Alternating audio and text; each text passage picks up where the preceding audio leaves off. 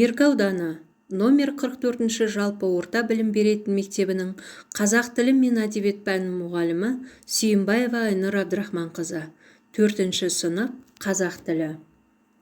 Сәлематсыңдар ма балалар?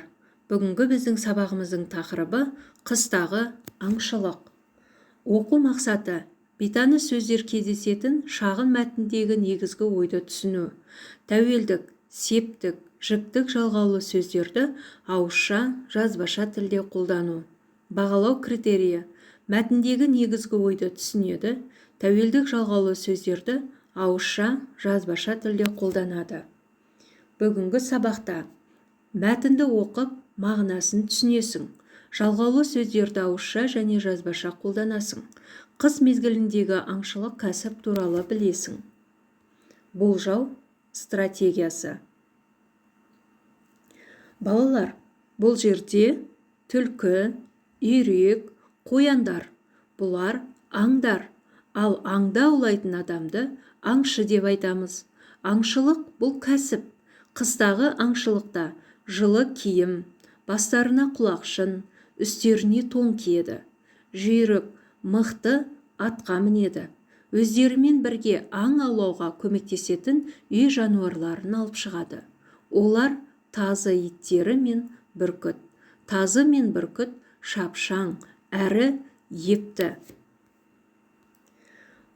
Аңшы, бүркітші, аңшылық, құлақшын, қашу, бүркіт, томаға, із. Балалар, олай болса, бүгінгі сабағымыздың жаңа сөздерімен танысайық. Аңшы, охотник, бүркітші, охотник с беркутом, аңшылық, охота, аң аулау, охотиться, құлақшын, шапка-ушанка, қашу, убегать, бүркіт, беркут, томаға, кожаный колпачок, надеваемый на голову беркута. Із, след.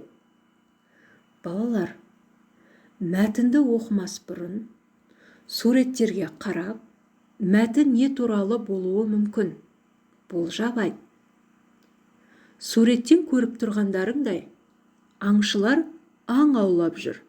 Демек, біздің оқитын мәтініміз аң аулау туралы болмақ. Сендердің де болжамдарың сәтті шықты деген ойдамын. Аң аулау. Кешке басталған қар түнге дейін жауды. Ағаш пен үйді әппақ қар жапты.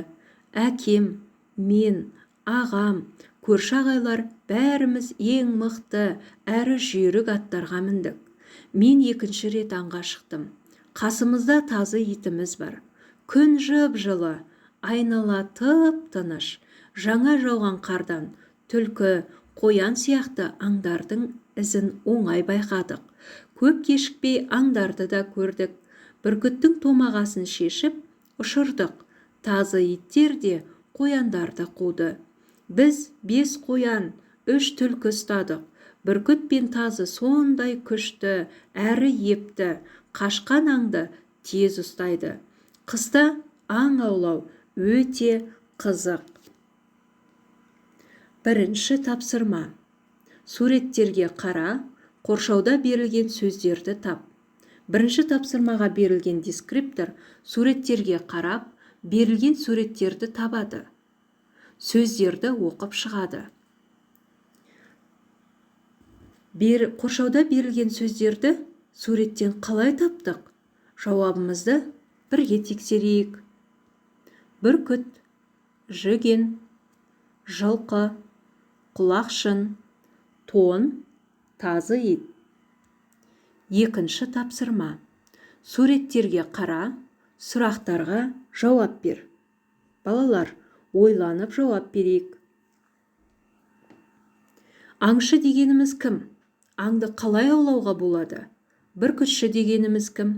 Аңға шыққан адамдар қандай қару алады? Аңшылар аңға шыққанда қандай киім киеді? Балалар, сұрақтарға қалай жауап бердік? Жауаптарын тексеріп көрейік. Аңшы дегеніміз аң аулауды кәсіп еткен адам. Аңды қақпанмен, тазы итпен, бүркітпен, мылтықпен, садақпен аулауға болады. Бүркітші дегеніміз бүркітті баптап, аң аулауға үйрететін адам. Аңға шыққан адам мылтық алады. Аңшылар аңға шыққанда басына құлақшын, үстіне тон, аяқтарына саптама етік киеді. Үшінші тапсырма. Сөз тіркестерін құрастырып жаз. Үшінші тапсырмаға берілген дескриптор сөз тіркестерін дұрыс құрастырады, құрастырған сөз тіркестерін жазады. Бірінші бағандағы сөздер: бүркіттің, шапшаң, епті, қызықты, түлкінің, мықты. Екінші бағандағы сөздер: ізі, аңшылық, тазы, ат, бүркіт, томағасы. Сөз тіркестерін дұрыс құрадық па? Тексеріп көрейік. Бүркіттің томағасы, шапшаң тазы, епті бүркіт, қызықты аңшылық, түлкінің ізі, мықты ат. Төртінші тапсырма. А. Сұрақтардың жауабын мәтіннен тауып айт. Аңшылар аңдарды қалай тапты? Аңшылардың қасында қандай үй жануары бар? Оның аңшыларға қандай көмегі бар? Бүркітші бүркітін қашан ұшырады? Аңшылар қандай аңдарды аулады? Олай болса, балалар, жауаптарымызды тексеріп көрейік. Аңшылар аңдарды жаңа жауған қардан түлкі, қоян сияқты аңдардың ізін оңай байқайды. Аңшылардың қасында тазы иттер бар.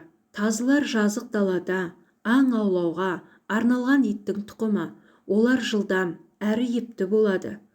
Бүркітші аңдарды көрген кезде бүркіттің томағасын шешіп ұшырады. Аңшылар қоян мен түлкіні аулады. Төртінші тапсырма. Сөйлемдердің жалғасын келесі бағаннан тауып сәйкестендір. Олай болса, балалар, дұрыс жауабын тексеріп көрейік. Бұл тапсырмаға берілген дескриптор сұрақтың жауабын мәтіннен табады, сөйлемді дұрыс сәйкестендіреді. Олай болса, балалар, дұрыс жауабымызды тексеріп көрейік. Аңшылар аңға шыққанда қолдарына қару алады, жүйрік атқа отырады, жылы киім киеді. Аңшылар аң аулағанда айғайлап аңды қорқытады. Аңшылар қар жауғанда аңға шығады. Аңдар қашқанда тазы иттер оларды қуады. Қар жауып болғанда айнала әппақ болады.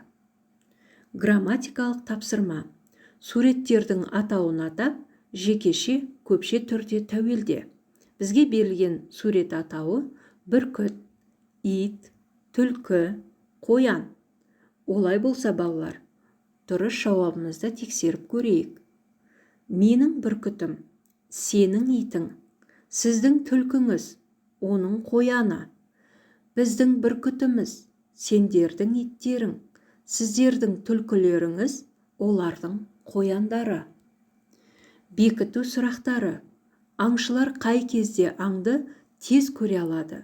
Аң аулауға қандай үй жануарлары көмектеседі? Қандай аңдарды аулайды?